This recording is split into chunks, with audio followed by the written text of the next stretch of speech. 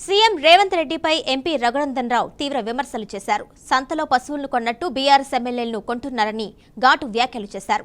BRS ఎమ్మెల్యేలను కాంగ్రెస్ పార్టీలో చేర్చుకొని ఆనందిస్తున్నారన్నారు. కేసీఆర్, కేటీఆర్, హరీష్ రావులను మినహాయించి 35 మంది ఎమ్మెల్యేలను ఒకేసారి హోల్సేల్గా కొనుక్కుంటారని మండిపడ్డారు. సిద్దిపేట జిల్లా గజ్వేల్లో ఆషాఢ బోనాల పండుగ సందర్భంగా మహంకాళి అమ్మవారిని దర్శించుకున్నారు. ప్రత్యేక పూజలు నిర్వహించిన అనంతరం మాట్లాడారు. 10 ఏళ్లు పరిపాలించిన మాజీ సీఎం కేసీఆర్ కు ఏగతి పట్టి ఫామ్ హౌస్ కు పరిమితమయ్యారో అదే పరిస్థితి రాబో రోజుల్లో రేవంత్ రెడ్డికి కూడా వస్తుందని ఎంపీ రఘునందన్ రావు ఆగ్రహం వ్యక్తం చేశారు.